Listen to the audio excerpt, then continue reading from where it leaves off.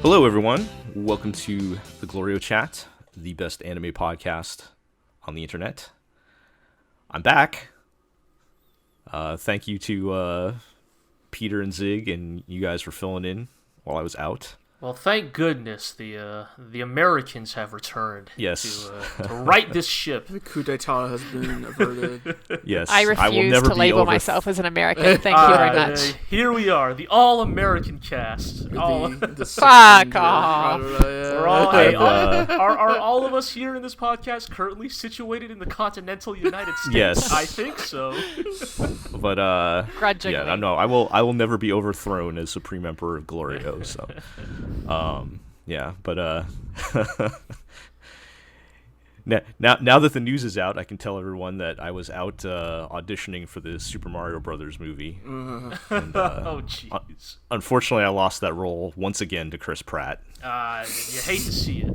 I tell you every time, man, he wins out. But I mean, yes, famously, you sound just like him. You have his exact same speaking. I know they keep casting us for the same parts, and I just don't get them. If it's any consolation, Jill, I would watch the Super Mario Brothers movie where you voiced Mario instead of Chris Pratt. Jesus. Yeah, they had some other good choices in that cast somewhere. The rest of the casting is actually not terrible. It's just that the thing that I worry about with that movie is the celebrity casting is so intense that it's oh, none of these people are going to actually try to voice the character. They're just going to talk like their usual self, but they just happen to be named that character, huh? Yeah. I think the Jack Black as Bowser will be good. Well, that's the thing. I think Jack Black as Bowser, if he's trying, yes, could be really good. If it's just regular Jack Black, though, I think he would be into it though. And the wild card is Charlie Day as Luigi.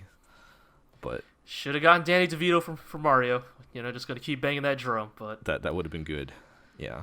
All right. Anyway, we got a lot of anime to talk about. We sure do. We're gonna do something unprecedented in the history of anime podcasting here today. Oh shit. We're going to do a first look at a new show. Or technically maybe even two new shows if you want to count. We did I was there for the Emergency Fully Coolly sequel podcast. So we're going to do that in combination with some final thoughts on shows ending. Right. And then also talking about new shows for next season. Yes, so we've got triple threat. Yeah. Seasons don't mean anything anymore.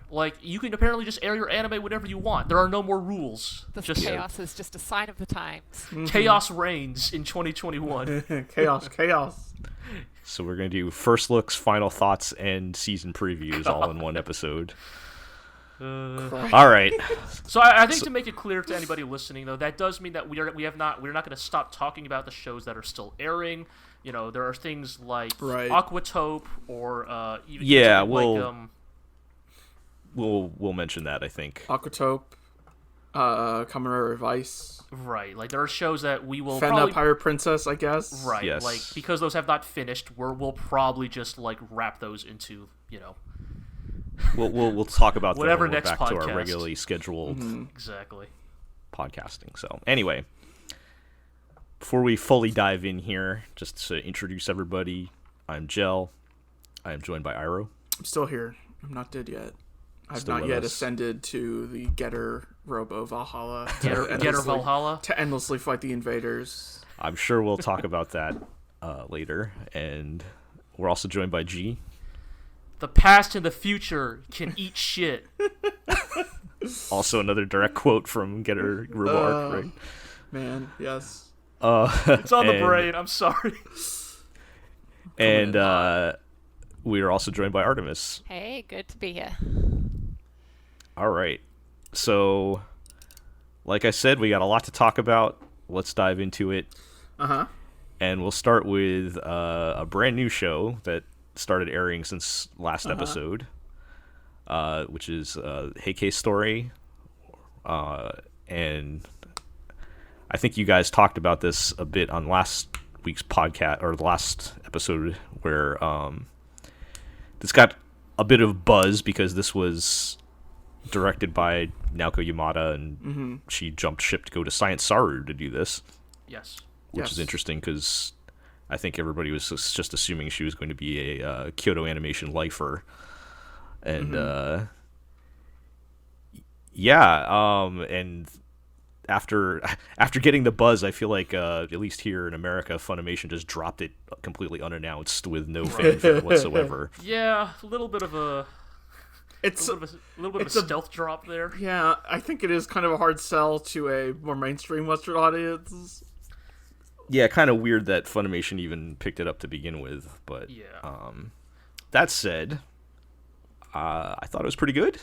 Yeah, I mean, I think what you're talking about should actually tie directly into the show, into the work itself. Is that it is a very high profile show, but also the framework and presentation of it. I don't know about you guys, it doesn't feel very like KyoAni, right? Like, right. Or at least not at all. Yeah. I think the most where I was like, okay, I can see how this is former K-On! Is when in the first episode they're like cleaning up Biwa, right? And the two like handmaids or whatever are just going, oh my, over and over again. The chorus ladies right. in the background. I can definitely see. And that was where I was like, okay, I can see where the lineage of this scene, how this scene is done from like K-On! And Tamako Market.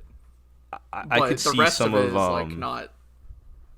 I could see some of Naoko Yamada's particular directing tricks here and there with some of the shots too, but the tone is a lot different. If I hadn't known beforehand, I would never have guessed, to be honest. Right. That's fair. Yeah. And anyways, just also for context, because I don't think we even mentioned, but we were talking about is it Heike Monogatari or just Heike Story, I guess, and it is an adaptation, a liberal interpretation of the Tale of Heike. It's an adaptation of a reinterpretation of the Tale of Heike, right? Like, yes, which is a real historical, the Tale of Heike is in its own itself a retelling of the... It is an epic account of... Oh, is there a Wikipedia article we could just hit up? That's what it says here. It's like medieval Japanese literature stuff, yes. right? Right. Like,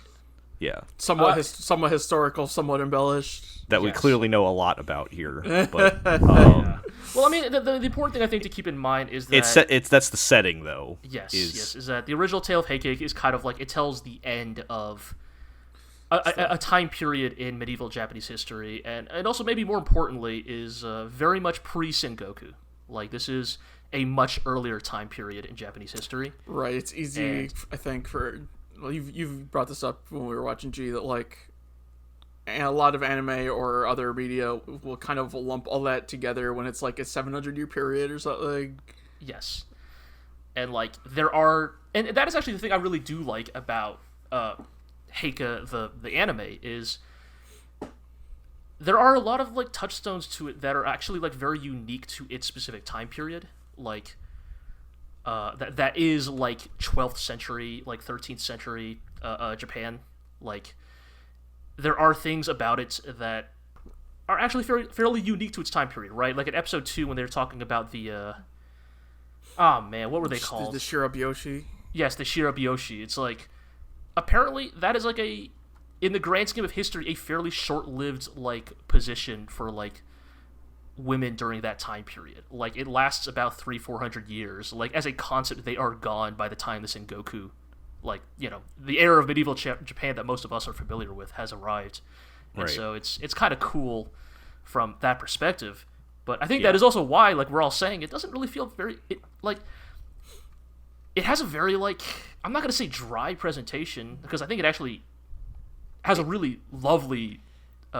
art style, but it's a little dry, particularly I think in the first episode. Down to earth would be maybe the word I might use. Like, sure. Yeah. It feels like a historical like period drama or something. Yeah, it's not necessarily realism, but it's not the kind of the very specific kind of contemporary anime style that most of us are familiar with. Right.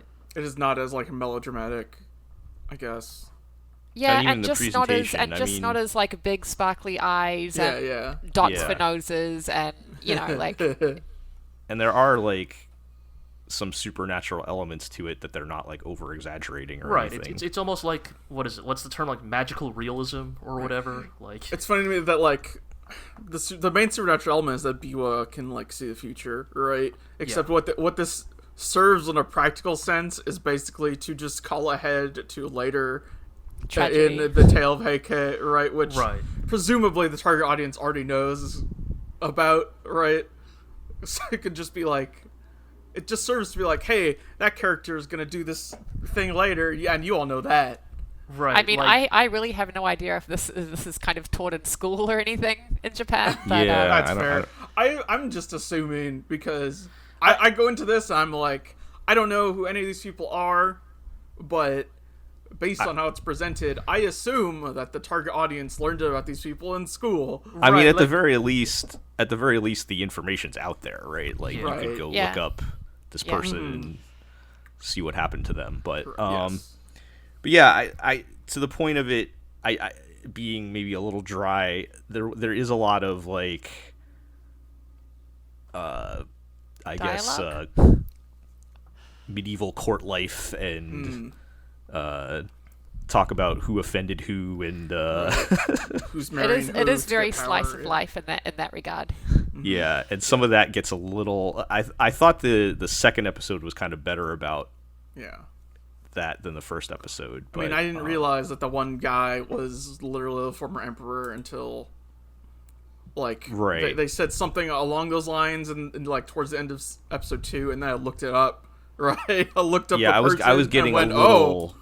I was getting a little confused about who exactly was what their I positions think, were and everything. But I think for now, I'm like, I don't mind that because I think that this is the structure of a lot of historical dramas, is that Right.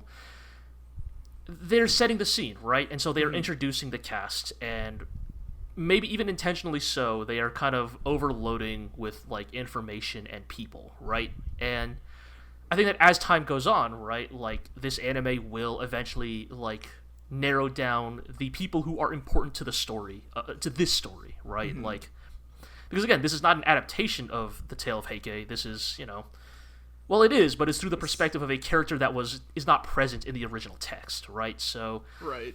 the characters that are important to Biwa might be different from the characters who are important to the original. Classic narrative device for, Yeah. for this kind of thing, I would say. Yeah, and so I think right now it's like, man, there sure are a lot of bald guys in this anime, but I assume, like, by the end, I will know which bald guys are the most important bald guys. yeah. Well, I'll just also kind of throw in. We're talking about the presentation. It definitely does not look like a Kyoani show. It does look like a Science Saru show, though. Oh yeah, it's Yeah. So, like, I It's think it's interesting to me because I think up till now, Science Saru has been basically synonymous with Yuasa, yes. Yeah. right? And so there's something novel about seeing a Science Saru show that is not Yuasa, but still is obviously a Science Saru show. right, his fingerprints are on it. Right, But it does was make also, me like, think of, like, we're so quick to kind of give, like, all the credit and blame to the series director when the Right, people yes. actually animating it have a lot to do with Oh, definitely. Yeah. with what a show looks like. So I'm sure that's kind of what that is. But yeah, I mean, I really like the first 2 episodes. This probably would have been a best of the season contender had it aired earlier, but I think it's gonna fall into next season now at this point. Yeah. I'm calling it a 4-season show. Yeah, I think it's Sure, at I this think that's point we fair. gotta, even though it's been out for like 3 weeks or something. Yeah. I think that's fair to lump it in for the fall season.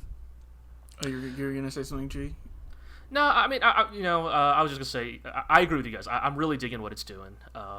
I do think that, like, it's interesting that it is a Science Saru show, but, like, it's a very clean Science Saru show. Like, when we think of Yuasa, we think of those, like, those kind of jagged lines, Right. kind of ugly, intentionally ugly character designs. Yeah. Whereas, like, this is,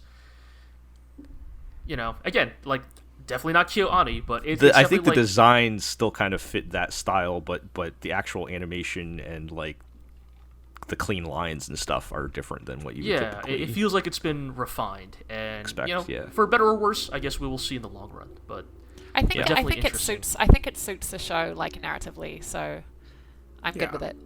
yeah, I think that's fair. All right. Well, speaking of other Science Saru works, Yeah, so I wanted to talk about another notable thing that came out in. I mean, it's still the anime Like world last here. week. So there was the Star Wars Visions anime anthology. yes, Right. Yes. This was a big, hot news item in the world, even outside of anime, but in the nerd world in general. And is a collection of, it's 9 of them, right? yes, 9 short animated episodes by a variety of different anime creators. Some pretty notable ones in there, but I was actually kind of surprised how long it was. Like, I don't know why I was expecting every episode to be maybe like 5 minutes or something, but they're more well, like, some of these They are pretty range from decent-sized like shorts. they range from like 15 minutes to basically a full episode. Like, yeah. it's like the whole thing is like almost like 3 hours long or something. yeah. Combined runtime. So, I mean, that said, I did not actually get to watch all of them. okay. And you guys are telling me I shouldn't have skipped ahead and watched the Trigger ones. It's not that you shouldn't have, but I think there is something to be said about watching the. I'm not going to say that. Oh, there's like a bespoke logic to the order of the No, and in anthology. fact, No, if I were put in charge of ordering them, I would have ordered them differently. I would have ordered them differently. as But- well. But I do think that, like, taken for what it is, I think it is in. Well, I guess for me, the reason why I say I wouldn't have jumped straight to the Trigger ones is there's something kind of fun about going through each one, right? Because each one is like kind of offering something different, and it's kind of. Right. It's kind of cool. That said, the 2 Trigger ones could not be more different from each other. So Yeah, I will watch the rest of them eventually. Sure. I just did not have time before but, no, I think that's fair. But the podcast. I will say, as someone who finished them, very pleasantly surprised. I would agree. really liked this collection. Like, I don't love them all equally. There's a couple here that I'm not a big fan of, but like on average, they all range from like at their worst like novel to at their best like legitimately like some of the best Star Wars I have seen in years. And I know that's a pretty low bar thanks to the new trilogy, but I do think it deserves to be said that like some of these anime studios have done some really cool things with Star Wars, and I think it kind of gets to that idea that is often parroted. I don't think any one person has said this, but you know, we were talking about this recently, that like one of the coolest things about Star Wars is that it can use a familiar aesthetic to kind of tell old stories to a new audience, right? Like, because Star Wars is so iconic, because it is so familiar. You don't have to spend time explaining everything. Right. Exactly. Right. And so, like, a lot of these shorts benefit a ton from just like, oh, you see a Jedi, you see a lightsaber, you instantly understand, like, the narrative context of the short. And I think that, like, on average, they do some really cool things with it. I mean, I don't know if we want to just, like, go through all of them in order or anything. Yeah, but, like, we don't have time to go through all of them, but I would say, if you want to highlight a couple of them, maybe. sure, just, like, looking down this. La Pinocho, I think.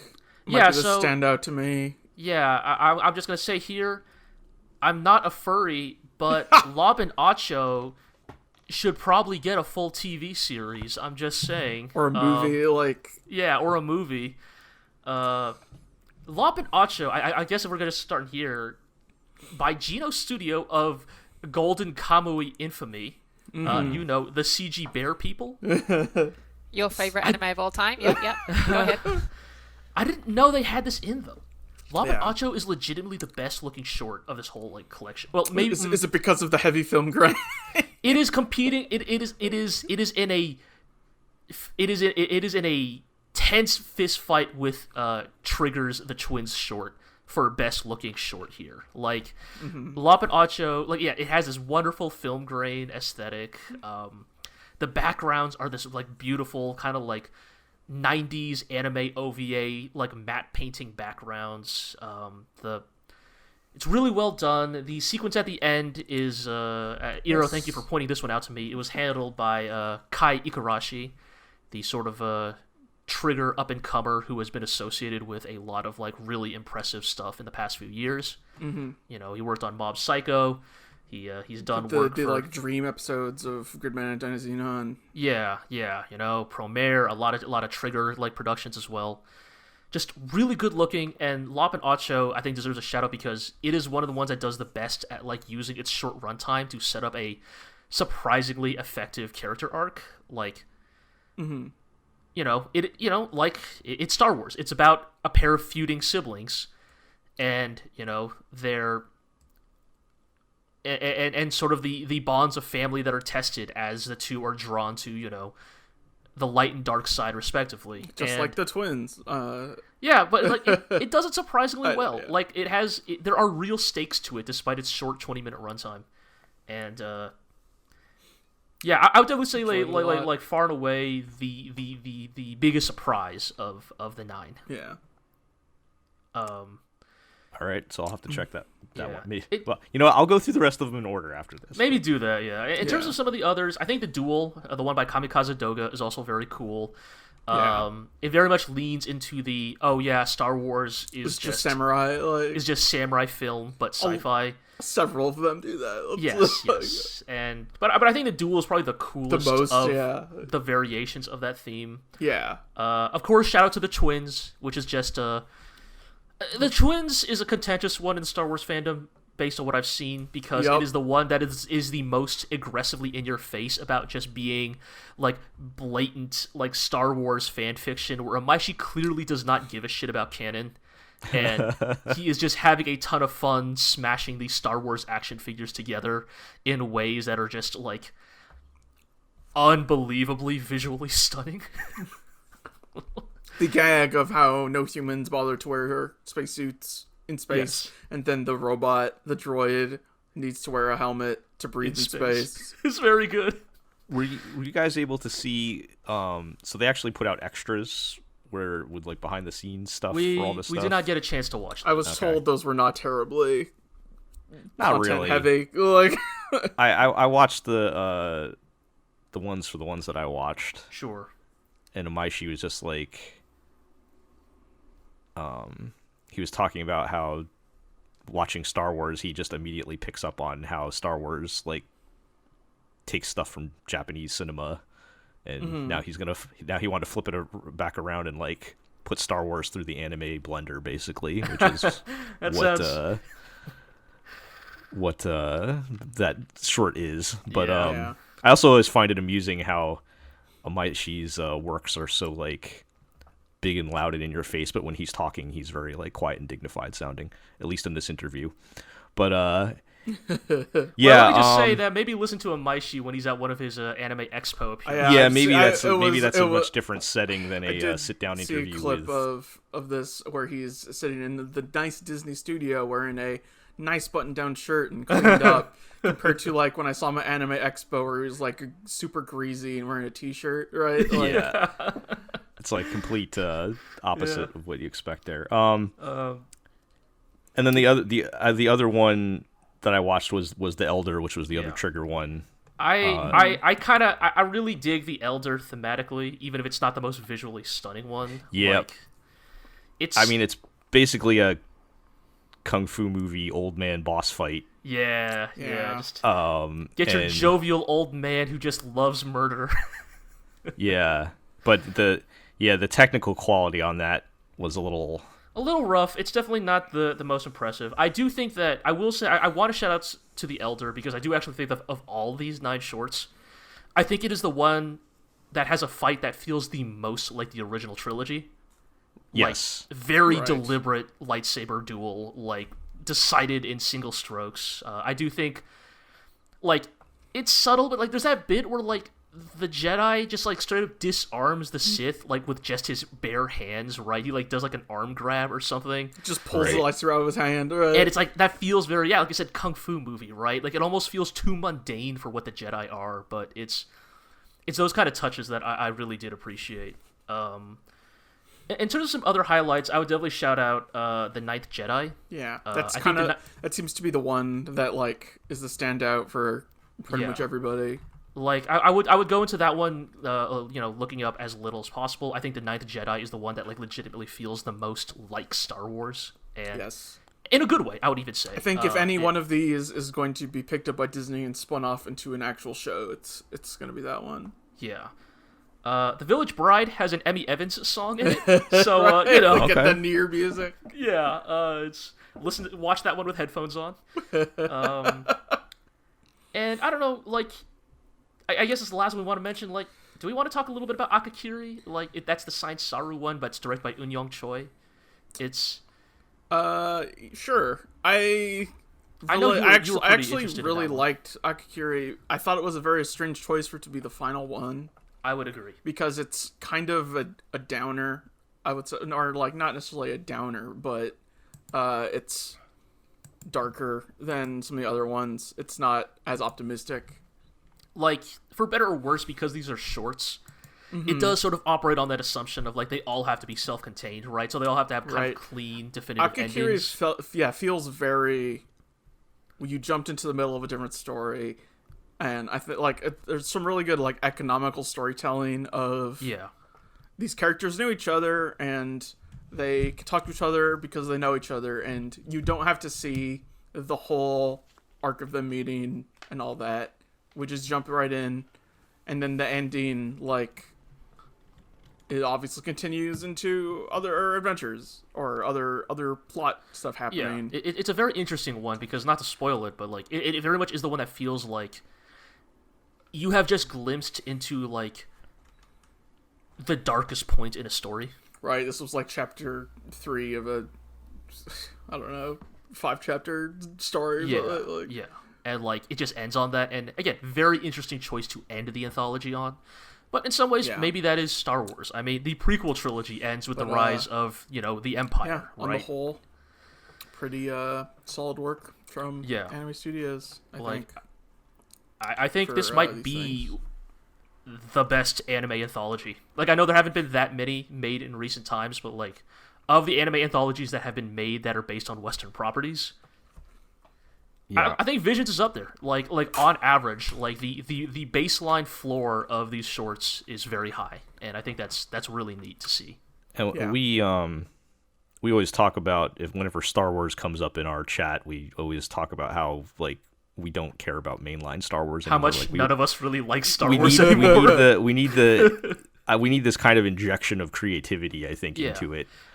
I mean, for the people who know me, if you really want to know how much I like this anthology, almost every single one of these anthologies is about a Jedi. I hate the Jedi. The Jedi suck. And I still liked this anthology. That is saying a lot, at least for us who know G's opinion on Jedi. But yeah, I'm right there with the Jedi Order shouldn't exist. I'm right there with you, KOTOR 2. All right. Well, I'll watch the rest of that, but we need to move on. Indeed. All right, so we got shows that are either finished or have one episode left. We'll be finishing this season, and just with timing, as that works out sometimes, we might not have much opportunity to talk about them again. So let's talk about D-Side Traumerei. Oh, you're just going to let us have this, huh? D-Side Traumerei has ended the string of, I guess we talked about this last time, kind of. The after school specials are over, and we're in the now final we're in the plot zone where the bad guys are out in full force. The main character finds out that the shady boss of the bad guys took over his brother's body, and oh no! Oh, is he gonna have to fight his brother? I can't punch my brother in the face. And to save him, like everyone else took the bad drugs, so they could dive deeper into the dream world to save him. And love interest girl has gone crazy because she's been affected by the bad drugs. Well, specifically, like the hero is about to fall to the shadow, right? Right, that's right. And then she sacrifices herself, so she becomes the vessel for the evil rather than the hero. And so now we are in a classic, gotta do the old G Gundam, save the possessed heroine gambit again, which, that's a choice, but... Sure. Yeah. So there's one episode left, right? Like, is there any... are you guys predicting any big No. twists or reveals or No. anything? Absolutely not. No, the hero gets stabbed at the end of this penultimate episode, and he's like bleeding out on the ground. But we all know that's just gonna trigger his like Power super up. friendship mode. Yeah. Of course. What's the Super Saiyan equivalent of Knocker Up? I don't know. Kaioken times 3. Like. No. I mean, like, what would you call the Super Saiyan version of Knocker Up? Like, what is a Knocker Up that has gone beyond a Knocker Up? Ascended Knocker Up. A Knocker Up 2. This is to go even further beyond. Yeah, I think Super Knocker Up Saiyan just 3. had a number, right? I'm just trying to think, like, what would be the in-universe, like, name for it, you know? Right. Like the Ultra Instinct name or something. Yeah. The Knocker Yeah. Up special. What a... Yeah. Yep. Sounds good to me. Special. Knocker Up Add special. a letter. Add a random letter Knocker at Up the end. Kai. Or something. Knocker Up X. Knocker Up Full Yeah. Burner. Oh, man, what a dumb anime. I'm kind of disappointed with all the crazy stuff you guys are saying week to week. It seems like a pretty mundane ending. Yeah, it Yeah. kind of looks like it's settling back into what we expected from it at the start of, like, oh, just an adequate, like, commercial for the gacha game. that is There being was released. one very wacky sequence, though, where a side character is like, and this is why we should summon the monsters to wipe out all humans, because then we'll stop all, like, rape and ethnic cleansing that humans have wrought on each other. And I'm It's like, whoa, okay. You're just bringing up some Didn't- bad stuff. I guess we didn't have time to have the one episode about ethnic cleansing cleansing. in D-side. Maybe that's for the best, Oh boy, given their handling of other topics. Yeah, I mean, D-Side is D-Side. It continues to be the very trashy, but also kind of weirdly stylish show it is. But I think it's definitely lost some of that spark now that it is, like, settling into, you know, the plot zone, so to speak. And I don't think there's going to be anything about its last episode that, like, really surprises us, because I assume all these characters have to survive because they're going to appear in the gacha game. So, like... Right. They want you to roll for them. They don't want you to roll for a posthumous character. So, I only ever watched one episode of this, but everything you're saying kind of reminds me of Skate the Infinity. You know, where there was some really cool, trashy things, and everyone was having fun until it got boring suddenly for no reason. Yep. not a terrible way to compare to describe it. So, I know you guys have watched it all, but is it a thumbs up or thumbs down at this point? You would not actually recommend Thumbs people down. watch this. No, I don't think so. I don't think I would I think if you approached me and I could get a certain read off you, I would recommend it. If I could feel you out and be like, okay, you are a kindred spirit like I. You have a hunger for anime trash. You also believe that It Invaded was one of the best anime of... Invaded is a way better Well, show it than was. D-Side. Come on. Alright, you're right. You know, I'll be unfair. It Invaded is a legitimately great anime. D-Side is not. But you get what I'm trying to say. I'm sure someone has strung some best of clips on YouTube for anyone who really wants them. All right. You're the person who says, you know what? I really like Cotcraft. And I would say to you, well, then perhaps you may enjoy D-Side. You guys just keep throwing out these shows that only you have watched. Yeah, because we're the only people with taste on the internet. We're Double Decker. Nah, Double Decker's legitimately good. That was legitimately good. All right. So no, I guess the answer is no. So, all right. Well, All right.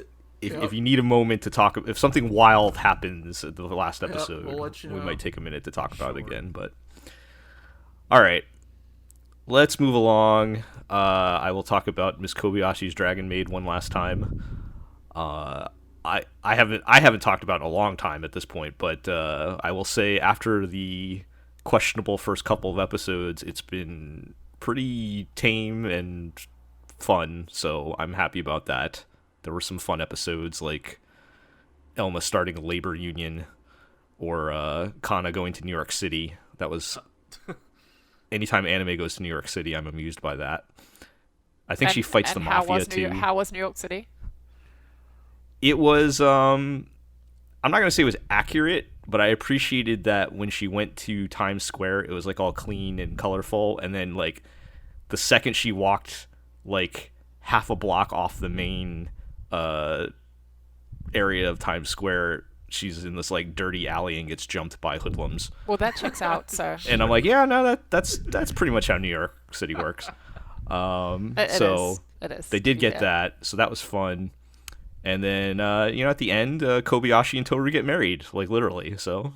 Oh well, good for them. I guess. Good for them, yeah. It was it was pretty fun. I didn't really have too many complaints on the back half. They kept most of the gross stuff in check. I guess they got it out of their system in the first couple of episodes. And congratulations, Miss Kobayashi, you did it. They did it. You made it to cross the finish line. So yeah, that's that. I will be interested. I haven't checked what, if anything, KyoAni is doing next.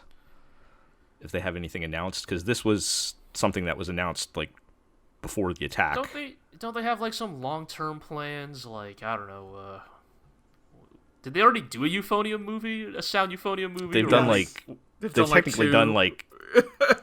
I mean, if you count Liz and the Bluebird, it's like 3. But okay, yeah. So they've already done those, and I have no. Dude, I don't pay attention to KyoAni. Yeah, man. so we'll see. But I mean, the show looked great. It was well up to their normal standards. They're back, so whatever they want to do next, we'll see. The triumphant return of KyoAni, even if it took Naoki giant bailing tits to and silence our some weird subtext, but they did it. They're back. Yes, through all the weirdness. All right. Let's unfortunately talk about Sonny Boy. I will just, full disclosure, I got about 5 episodes behind on this, and I was just like, there's no way in hell I am watching 5 episodes of this in a row. So I'm going to have to lean on you guys to tell me how things are going. Oh, boy. Plot continues to be, like, practically non-existent, I would say. I think there will probably be people out there who really like what Sonny Boy has been doing lately. Yes. I am not one of them. I don't think I'm ever going to be one of them, but I think it has... Even I can tell in the last few episodes, it has like taken on an even more ambitious...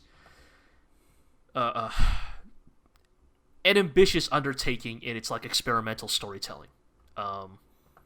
Like it is...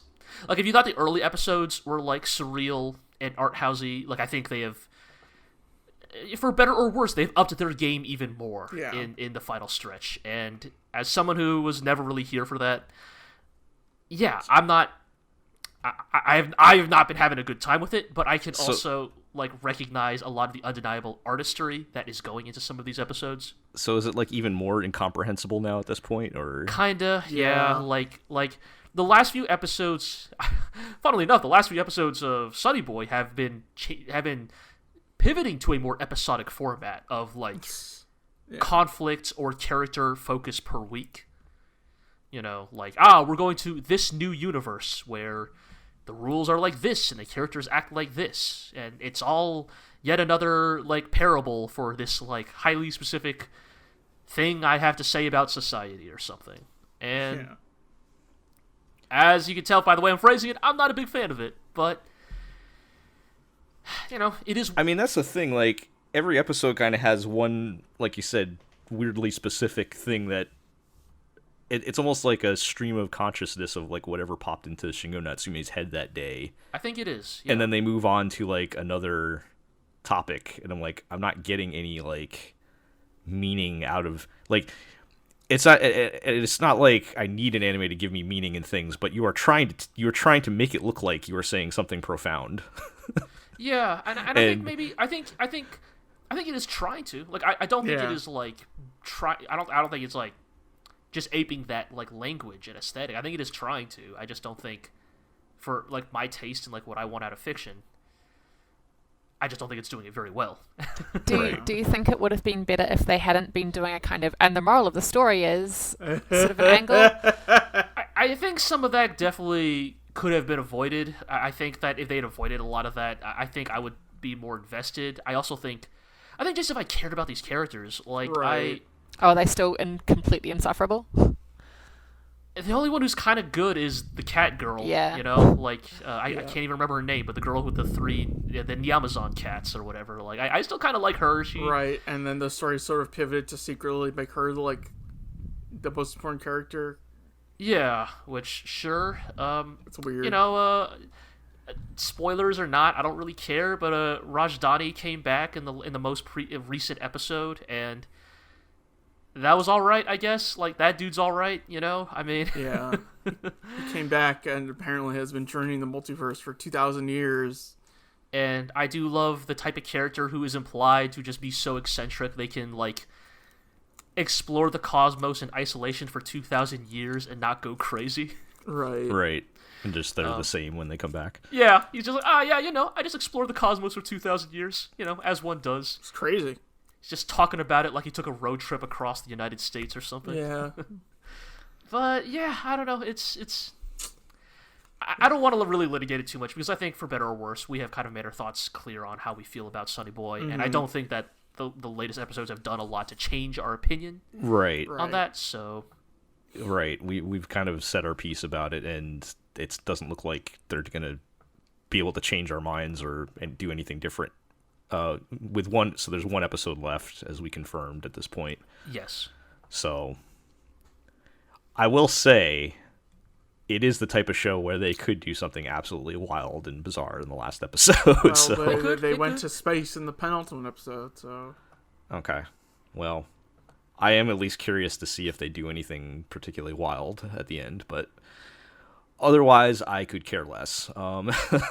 Yeah. Though it was just once I fell behind, I was like, man, I am not enjoying this show enough to sit here and marathon. I think the only reason we're still watching is because Momentum. we have managed to keep up with it. I think Yeah. if we had not, There's no point like- in not watching the last episode at this stage. Yeah, exactly. Right, you're fully committed. So Yeah. all right. So one more show. All right. All right. list Getter here. Robo arc, which is notable because many years ago, the Getter Robo arc manga ended on a cliffhanger, and then before there could be more Getter, Ken Ishikawa died, and so the last couple episodes of Getter Robo arc were mostly original material. So they wrote the ending. Kinda. The thing is, Well- most of it was just more context to the ending, Yeah, and not it's- what actually happens. Yeah, Arc is just a show that is like it is so thoroughly compromised from top to bottom that like even if I kind of like some of the developments of its final episodes, Yeah. it's just kind of a rough watch because Right. it kind of just fails to live up to any of the promises it tries to make. You have to like. like deliberately put the whole show aside and look at it in a thematic lens to get anything Yes, out of yes. it. Like, Well, you guys were watching this like minutes before the podcast and were pretty amped up as we were getting on. Has that died down now that you've had a moment to think about it? Like, Getter is still a dumb, hot-blooded robot anime at the end of the day, and even when done poorly, there are still sometimes things to like about it. You know, like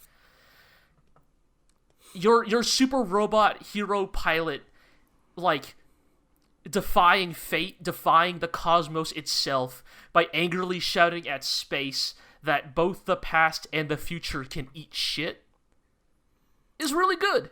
very funny. Pretty good. It's a good. Right. It's Getter. It's very Getter. Like it's Getter has always been about these very like uncouth, hot-blooded men being tasked with like the grave importance of safeguarding the cosmos itself, and there's something very enjoyable about that. I just do think that on some level, like, you know, just Arc is so like hamstrung by the reality of its production, like. So even the ending looked bad. Oh yeah.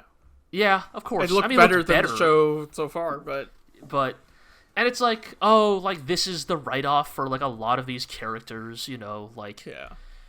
it's, you know, it's just kind of, it's they did the best they could with what they had, and Their heart was in the right place. I think Ark's heart was always in the right place, but it just didn't have the gas to like make it across the finish line. Yeah, and it's it did not really resolve the infamous cliffhanger. Right, it doesn't. It really doesn't. It just kind of adds more to it, or it gives it a very Getter ending. And Ira, I'm glad you watched Armageddon because now you kind of understand the context of many pieces of Getter end on the sort of cliffhanger of, and thus they continue to fight evil. The never-ending battle. Yes, the never-ending battle. This idea that yeah, the cliffhanger ending was basically that the half Saurian member of the team got back first and decided that he needed to wipe out humanity because they saw the bad future, and he needs to stop that bad future from happening. And then he's about to fight the main guy, and that's the original cliffhanger. And so all they really did was staple on a bit where they're like, and then they fought, and a dinosaur got lost, and then later on they teamed up again to continue fighting against the bad future, and that's kind of it. Right. It's like, sure, okay, like it's not, it's right. It's not out of expectation, but it's it's just. It's not a very, taken as the final work of Getter, it's just not, super satisfying. Right.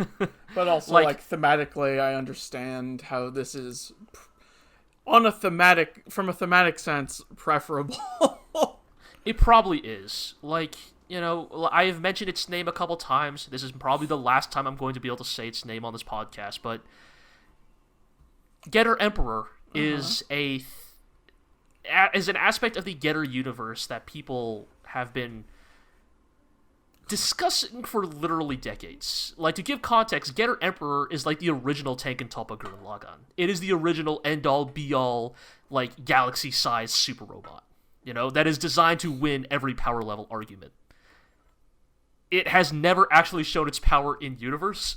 Its power has always been implied, vaguely alluded to as the dangerous end point of the Getter, and that continues in Getter Arc. They just show it ominously looming over our heroes, and then that's it. Isn't that kind of preferable though than letting the genie out of the bottle? In the sense that yes, it will.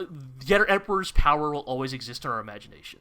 Right, it would never live up to expectations at this point, right? Right, and especially because they don't have the budget that, Gurren Lagann's final episode had. Right. I don't think there's any way that Getter Emperor could have lived up to the hype, but, it's... that is, as Iro said, maybe thematically in line with what Getter Robo has always been. Right. And did you guys finish Armageddon as well? Now, Armageddon, on the other hand... Good time. As the one who watched Armageddon for the first time, what are your thoughts now that it is finished up? It is a very well made, 90s OVA. Yes. I think that's some real fun, just bombastic. We go to space and we shoot the laser and sweep the laser across the screen, and 10,000 explosions happen off in the distance. Mecha stuff. Considering only Arc and I've only seen Arc and Armageddon, I cannot necessarily speak to its thematic intent quite as well, but it also ends with, you Getter people will be always fighting the good fight against the baddies. I will say what watching some Getter stuff has led me to appreciate better stuff that was inspired by Getter, I think. So now I can look at Gurren Lagann and go, oh, that's where that's from. Right. Can kind of see that lineage. Yeah, you have and more context now. Yeah. Right, it even goes beyond Gurren Lagann. I think in a lot of ways, even though Mazinger is considered the granddaddy of super robot anime, in a lot of ways Getter's shadow stretches a lot further than Mazinger's. Gatai, the concept of robots combining. I still watch Sentai every week. So that's Getter. You know, the dude, like, anytime the characters become like pencil sketches, that's Getter. You know, like, it's anytime a robot has an axe, that's Getter. Like Getter, despite largely being the show, the franchise with worse adaptations than Mazinger, like, right. Ends up being the one that still was like the most influential on other mecha creators. And I think, like, rewatching Armageddon has made me appreciate that as well. Yeah. Just like man, like, yeah, this is like that era of super robot anime at its finest. You know, just hot-blooded men chopping planets in half and shouting, you know, half the time. Yeah. Watching Getter Armageddon also made me come to the conclusion that if they ever do make a second season of Star Wars Visions, they should just take all of the money they were going to give to various studios and just give it to Yasuhiro Imagawa and let him make something. And it'd probably be pretty good. Yeah. But yeah, Armageddon, you know, like, just a great all-around well-made, like, mecha OVA, and I think that even with Arc finishing up and having seen Arc's ending, I still think that in many ways Armageddon is still the definitive thematic conclusion to one's relation with Getter Robo. Sure. Iroh, did watching both of them in tandem do anything to help you understand what was going on? No. Look, man, we're here to kill aliens and save the world, all right? We don't need much more than that. Perhaps that didn't really matter, right? All right, well. All right. That's an end of an era, I suppose. Indeed. All right, well, that's kind of it for ending shows. We kind of mentioned earlier in the beginning, there's a couple shows continuing on, so, like, Fena Pirate Princess, Aquatope on White Sand. Right. But we'll shout out to them for going with the aquarium is closing. Yeah, but if it'll stay that way, like, I mean, yes, they will definitely somehow reopen. Whether she goes to the new aquarium or something. She'll get inspired and open her own aquarium in the same place that... Yeah. Wow. It will be bigger and better than ever, and it will attract multitudes of small children. It'll be the Gamu Gamu Gamu aquarium. So...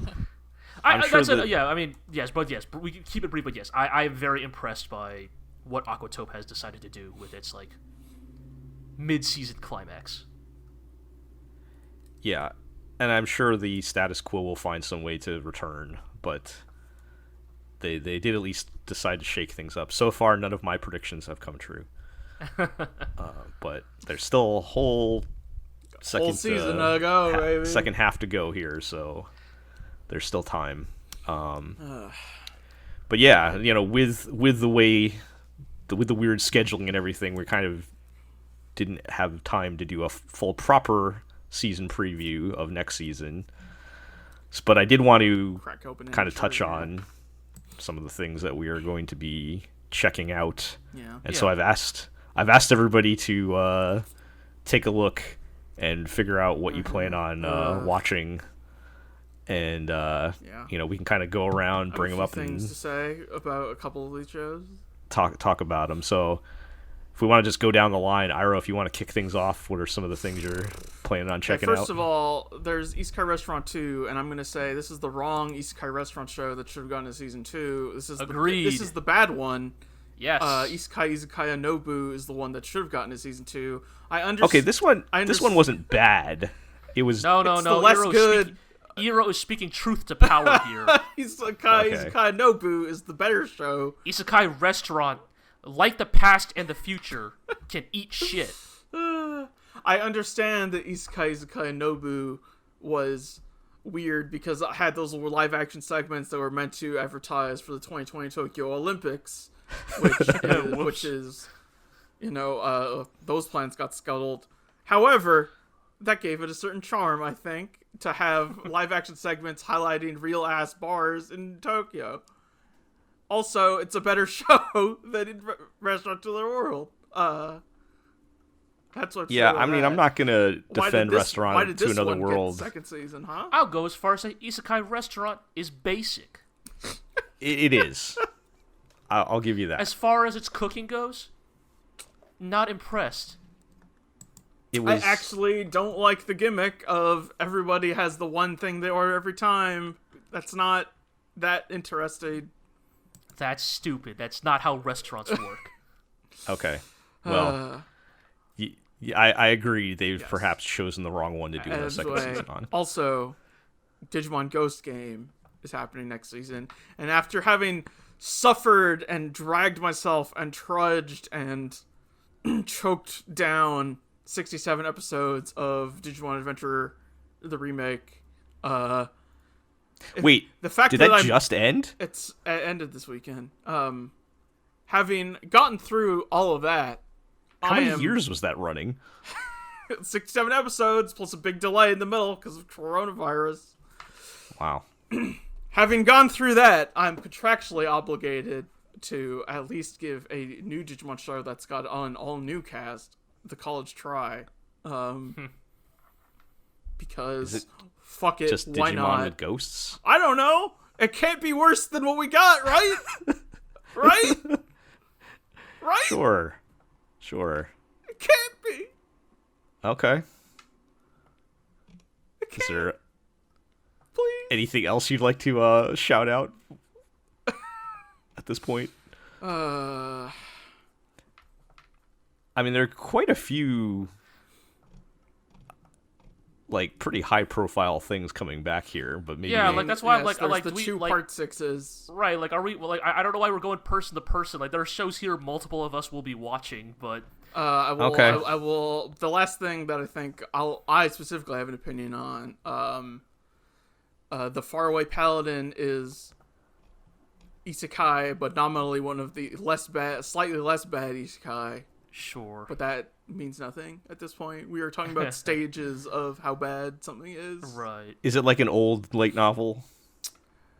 I don't know, but Like the pre...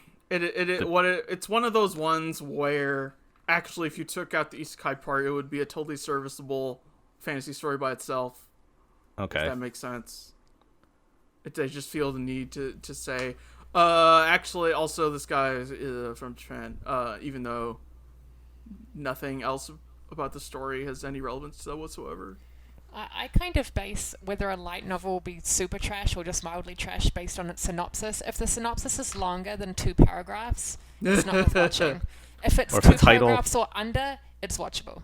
If the title is longer than the synopsis. or that, yes. Yeah, no, it does have a nice, concise title, so that's a good sign. Anyway. Right. I'll pass the speaking horn over to somebody else now, I guess. All right, go ahead, G. Sure. I guess for ones that are specific to me, I guess the first I'll mention is Sakugan.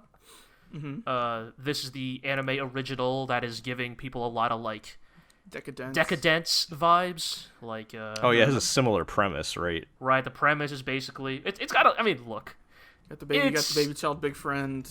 Situation. It's matching a lot of shows together, right? Like mankind is living underground, and like, you know, they're told that like they must stay underground forever or whatever. But one day, a spunky little girl who's also apparently a genius decides to build a robot to explore, you know, the rest of the world, or the rest of the underground world they live in, and is accompanied by her like adoptive father figure. Mm-hmm. And they go on adventures, and you know what? That sounds all right. Sure. Yep. Like, as Iro said, the baby child and big friend duo character dynamic, but also with a giant robot. And yep, Kawamori's on Monster Design. For what it's worth, Shoji Kawamori is on Monster Design. Right. Yes. And I don't know. Right. It's being handled by Satellite of Macross infamy, but I don't know. I think it actually looks pretty good. Like again, like I mean, aesthetically and premise wise, I think it looks pretty good. But again, because it is an anime original, kind of hard to really like get a good feel for it. But it is definitely one that I think the art and the design of it has me interested in checking out. Yeah, the trailer looked kind of fun. Yeah. Sure, we'll give it a shot, right? And I guess the other one I will mention as I'm not excited for this, but I am obligated to watch it. Is Kyoukai Senki, the newest Sunrise original mecha anime. Yes. Oh, baby. How big of a train wreck is this one going to be? Ooh, So that is, as baby. always, the question, right? Like, Kyoukai Senki, to my understanding, is being handled by the Gundam Build Fighters team It's not. It's specifically. the former Zebek team. Or yes, that is what it is. But and do they not exist anymore? No. Okay. right. Did they get folded into Sunrise or Yup. something? Why Okay. do I think there's Build Fighters people associated with it? Good question. Aren't the Build Fighters people working on Build Fighters Battle Log? I mean, whatever.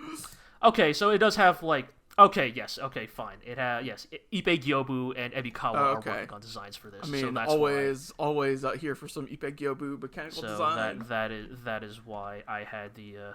Okay, and yes, Kenji Teraoka, who was the primary mechanical designer for Build Divers, Okay. is working on this. So that is why. But yeah, so it is the obligatory original mecha series, non-Gundam affiliated, but it's still pushing the toy angle pretty heavily. Like, people when people think of the Sunrise original mecha anime, I think the one everybody always thinks of is Code Geass. And like the interesting thing about Code Geass is it was one of those mecha franchises that marketed its characters a lot more than the mechs. Yeah. There are actually very few kits for the Code Geass mechs. I unfortunately would argue that Code Geass is the last good Sunrise original mech anime that's not. And even that's that not is- Gundam. Like, And even that is a contentious statement to make. But mean, yes, and so, yeah. but it is in that lineage, right? That Right. is sort of what this show is coming from. Even the premise is a little bit similar. It's a dangerously nationalistic one about Yup. how Japan is being invaded by foreign countries and how they need to rise up and make Nippon great again, which gives me a bit of a collar tug. But I think some of the mechs look kind of cool, and like I said, I mean, I don't get a lot of these anymore. All right, I gotta watch them when they show up. So Yeah. All right. again, I'm not sure I'm necessarily looking forward to Kyoukai Senki, but I'll put it this way. Unless this show hits Aldnoah 0 levels of bad, I will probably watch Kyoukai Senki to its completion. Out of obligation. We'll see how that goes, G. I'll let you watch the first episode before we hold you to that. But yeah. Dude, even if the first episode's bad, I might still have to watch it to completion. Do you know how few Sunrise original mecha anime train wrecks just we out get of, these days? yeah. You get the cool. The mech's got the like double jointed feet or whatever. Yeah, I do like the design. I do like some of the mech designs. They almost kind of feel like what if Sunrise adapted Titanfall into a mecha anime, kind of like it's. Yeah. But All anyways, right. Anything else you want to mention at this point? I guess we'll talk about some of the bigger ones. I think the others are all things we're all going to separately. be watching. So Then yeah, that's fine. Artemis. Surprisingly, I think there are like 10 shows I'll probably be watching. wow. Well, okay. Preface: we watched the premiere of Right. Yes. Blue Period was nearish the top of my list. I think it's the same director who did Honey and Clover. Okay. Okay. I don't know if they're gonna always be in high school or if the characters are gonna be older, like if there's gonna be a time skip of some kind. But either way, it looks okay. This looks like this is going to be a Netflix hell, though. Yeah, no. so the airing schedule is really weird for this one. As far as I understand it, it's kind of started airing already, but it's only airing on Netflix Japan, and then Of a week course. later it's airing like domestically, and then a week after that it's airing in Netflix International. So Thanks, so legally, Netflix. we will not be getting it until October, I'm going to say 9th. Jesus. But Yeah. episodes are out there in the wild. I take it. I think so. I haven't Or they checked will yet, be but I'm sure shortly. they will be. Sure. Yeah. Um, Okay. I guess Like, I don't know how good it's gonna be, but Megaton Musashi was supposed to air last Megaton season, Musashi. Yeah. and Yes, has been pushed onto this season. That thing is Yes. like infamous for being in the works for like a decade, right? Yeah, so maybe Megaton this is the Musashi season. might as it's what are they called again? What's Level that studio? 5. Yeah, Level 5 has been like working on this on and off for like it feels like an eternity. It's not based on one of their games, though, right? It's its own. It is. It is. Yeah. I think. okay. It is. They're doing the cross brand synergy. Multimedia game and project. anime. Yeah, cross media. Okay. I didn't mention that one just because like I actually do kind of dig how I kind of dig its vibe, but also like I don't think I have liked something from Level 5 in like. Have I ever liked anything Wait, from you Level 5? don't like Yokai Watch? Have I ever liked a Level 5 property? I don't think so. Dark Cloud 2. Rogue Galaxy? Nope. Professor Layton. Oh, right, they did Layton. Yes. Yeah, Professor yes. Layton. There you go. All Yeah. right, they did Professor Layton. Okay. What else? My Senpai is Annoying is coming out, which like I haven't quite given up hope on the studio yet. Oh, I'm inching Doga nearer and Kobo. nearer every season, but maybe, just Oh, maybe. God, of course Kobo's a Doga Kobo coin is flip, doing it. Like, now, right? God. Yeah. Do you, G? Are you familiar with the manga on that one, or? Nominally, it is one that, shall I say, gets posted a lot in certain corners of the internet. You know, I mean, that does look like my kind of show if it's good. it's but, you know, look, it's the haha, you know, it's the workplace comedy and the What horrible Doga Kobo thing is attached to this? Like, I mean, it's not terrible. I'll no, put it I this mean way. the premise is fine. Okay. This is not a Nuzaki-chan situation. Yeah, no, it's my like understanding is Yeah, that this the this trailer work. looked okay. Yeah, Yeah. my understanding is this work is it's just it's what it is, right? Like every chapter is just, see, she's like really small and looks like a child, and but you know she's an office lady that's the and Doga demands to be. Kobo. Well, she looks like a Yeah. tiny woman. Sure, fine. Okay, But- fine. You know what I'm saying. Yes, right? but Like, no, it's- she's tiny and her senpai is huge, and that's Yes. the joke. I see. there is a Yes. tanned lady with short hair in that manga. I will point that out, but yes, this is like the most like duh. Of course, Doga Kobo would be doing this one. Well, to offset that, they're also doing an idol show, but Sure. we don't need to Hooray. get into that. I will be braving Can I Make Your Ears Happy in 180 Seconds, which is an ASMR anime. What?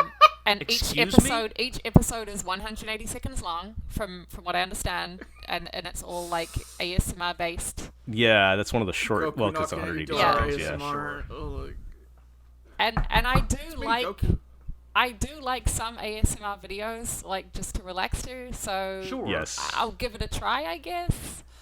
I like them when they're not creepy, and if Yeah, it involves not- cute not anime the- girls, not I'm suspicious. I like it when they're not sexualized, yes. I don't know if this will be or not. I kind of think it might be, but I'm also hoping it won't be. So Sure. we'll give I'm it a trying go. to think of.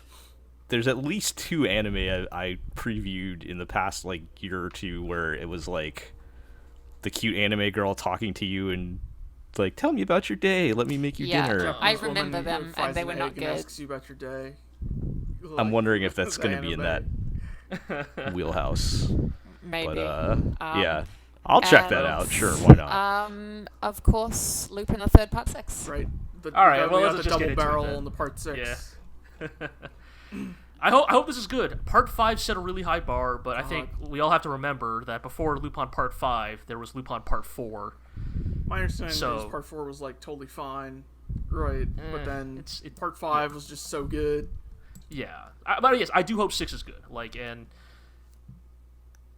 yeah, I mean, like, I don't know how I feel about like supposedly it's about Sherlock Holmes and Watson, like, Sure, you know, Sherlock or whatever. Holmes. Like, Yeah. is Sherlock Holmes alive in the 22nd century? I don't think they care. Sherlock Holmes. Wasn't I mean, part 5 was like the anthology one, right? Like, Yes, Well, part 5. it had an overarching plot. Yes, part 5 had the really solid, like, we do 4 episodes on the plot, and then we do, like, Yeah. 1 or 2 fillers that Yes. are... and like they can't pull that stunt again, right? No, they can't. Which is... I could see them trying They again. can try, like, maybe, but, like, it was Yeah. so well done. If nothing else, we might at least get a really stylish opening again. So Oh, yeah, Oh, look. There's without always that that to goes hope without for. saying. Yeah.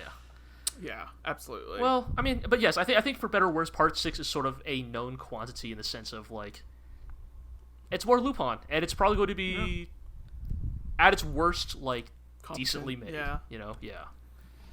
Lupin Definitely looking is forward to Lupin. hearing Akio Otsuka as Goemon. Right. No, not Goemon, Jigen. Kiyoshi you know? Kobayashi is retired from the role of Yep. Jigen. His last role will be the first episode of part 6. Oh, is that what they said? Yes. Oh, yes, he- okay. for- He'll do so one that is the episode, thing. I'm like, yeah. that is why I'm a little like confused. So it's like, wait, like he's voicing Jigen for 1 episode, and then now I'm like, oh, is that episode going to be about About Jigen. also, but like handing the reins over to a new VA? You know what I mean? Right. Like is Jigen is the first episode of Lupin Part 6 going to be like Jigen like gets caught in an Gets cold. explosion, Oh, yeah. and they're like, What oh happened- no, what happened to your Jigen, throat, we had to Jigen?" do. We had to do throat surgery on you, but your voice is different now. Come Yeah, that's a on. little weird that they would mean- Now do you sound that. like Solid Snake. Part 5 had the, like, really great send off Yes. to Jigen, like, towards I the think end, so. where he To me, shoots that a is- billion that is- cops. Yes, that to me, Jigen versus the police is the definitive send-off to the character. All right. And then, yeah, the other part 6 of JoJo's Bizarre Yeah, Adventure. Stone Ocean, baby. The final arc of the universe, I guess. Hey now, some people might not be aware Oh, of. fine. A notable arc in the meta plot of JoJo's Bizarre Adventure, let's say. Sure. Yeah, that's in Netflix jail also, and they've been unclear about what the heck they're doing. They're saying, "Oh yeah, we'll put it out monthly." Like, what does that mean, Netflix? Where do you guys rank part 6 on the JoJo tier list? Above part 5, but below. Part 6 the is rest. like, I would go as far as say part 6 is the first JoJo in which I have zero cultural like context for. Like, literally the only thing I really know about JoJo Part 6 is that it is the first JoJo to star a female member of the Joestar family. Right. Right. Jotaro's daughter. Jolene Cujo.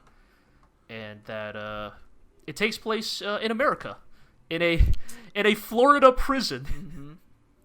So Oh, Anime Florida is always fun. yeah, very much looking It's- forward yeah. to seeing how that goes. So, G, you haven't read that part? No. Okay. Five. I've not read the manga either for part 6, but I am broadly aware of the stuff. Okay. Yes. But it's 5 fairly is kind of the fresh last one then. I was like somewhat familiar with, but What do you mean fairly fresh? Like you guys didn't read the manga, so Oh, like no. you're not gonna know every. It's entirely possible I will slime through the manga by the time the first episode airs. Is what I'll say. Okay. Whenever it airs, who knows?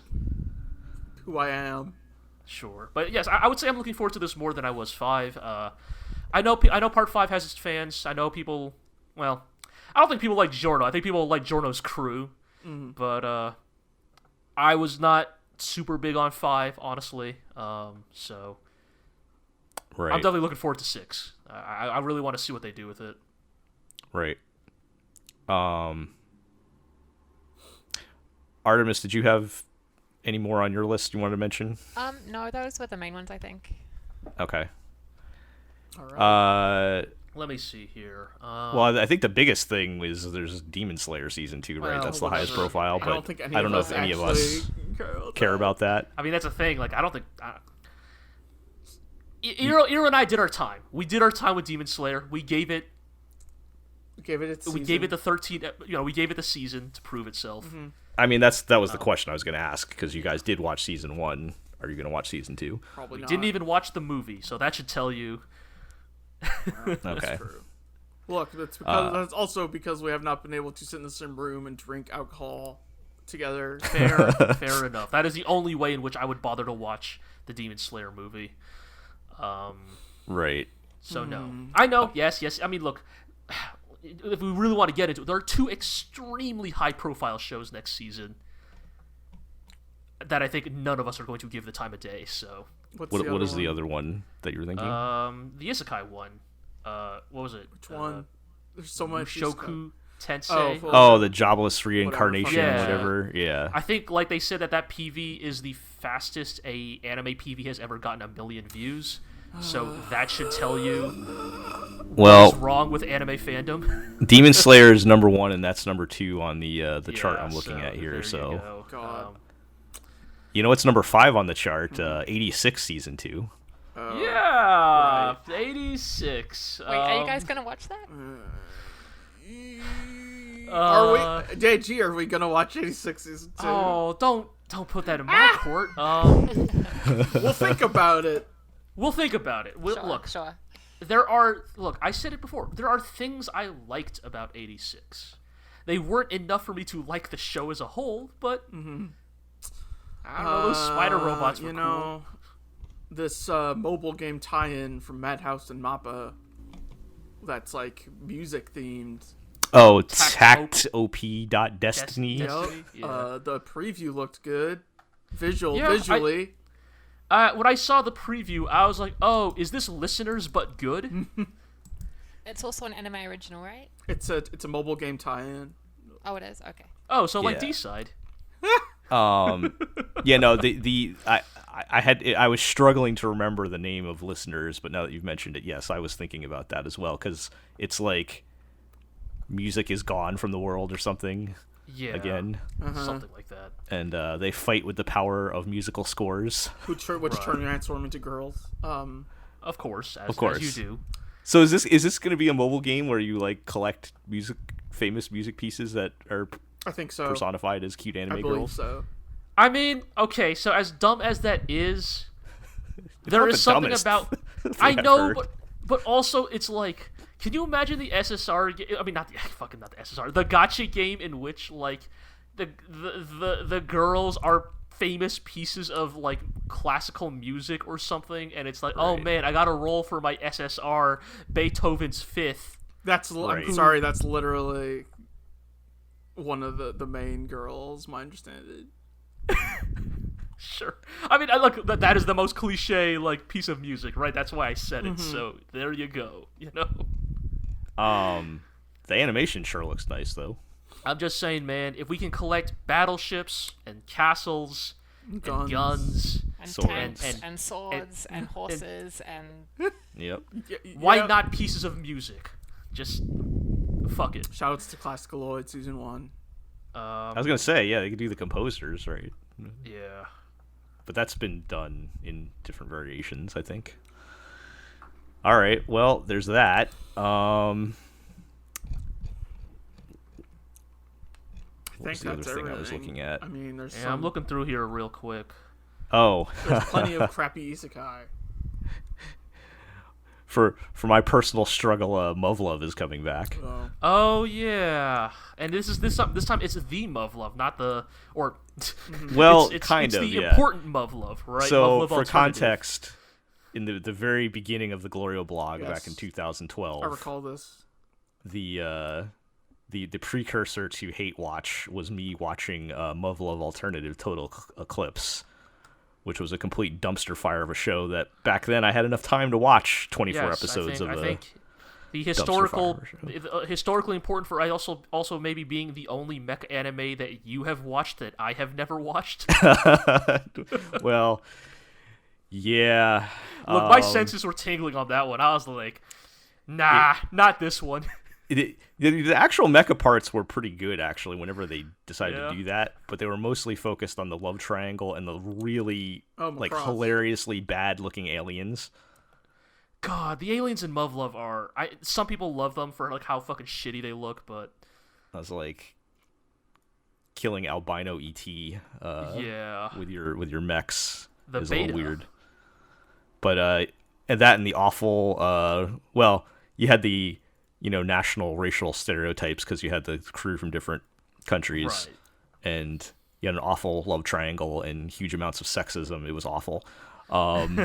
So I'm sure this new one. So if it is Muv Luv Alternative, if I recall, that is the mainline VN because their visual novel is originally where it came from, whereas Total Yes. Eclipse was like a spin-off novel Correct. series or something. Yeah.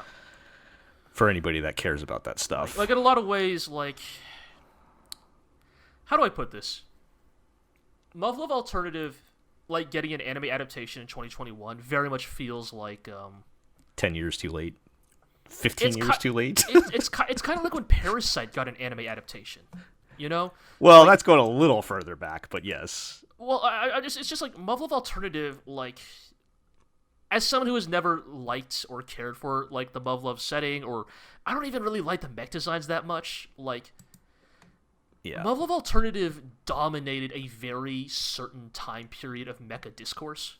Like, I would say from, like, 2004 to 2012, like, Muv Luv Alternative was, by some, not me, but by some, was considered the definitive real robot, like, property of its time. And, I don't know, a lot has changed since then.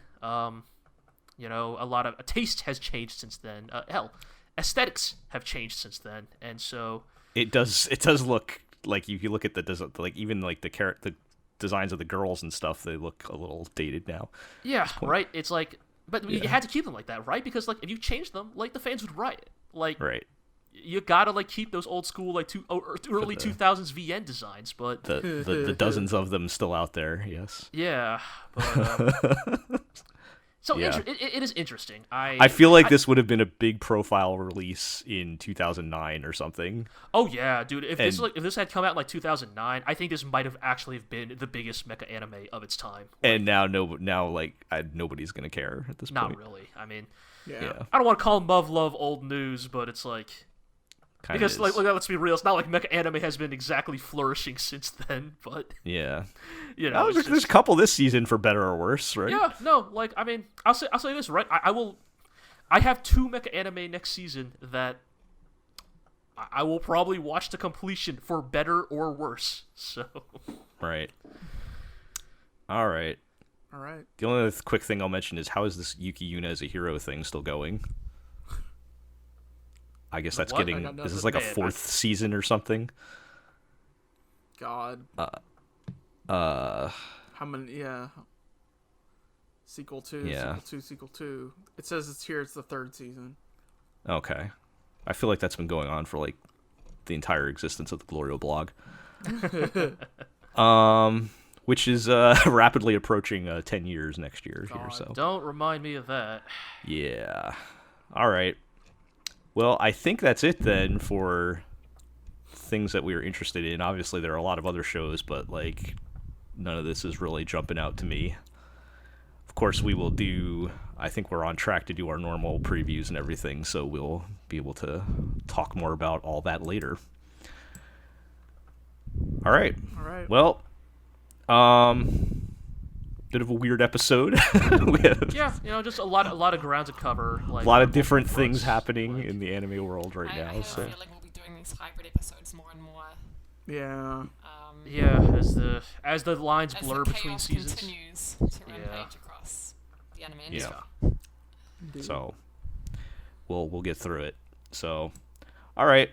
Well, next time we'll have new shows to talk about, and we'll see how that goes. That'll do it for this episode. So to do our housekeeping, check us out at theglorioblog.com. You can follow us on Twitter at theglorioblog. You can subscribe to the podcast on iTunes, Google Play, Spotify, Amazon Music, Podbean, Stitcher, and you can check us out on YouTube, where you can like, comment, subscribe, ring the bell, all that good stuff. Make sure you tell your friends, tell your enemies, and we'll catch everybody next time.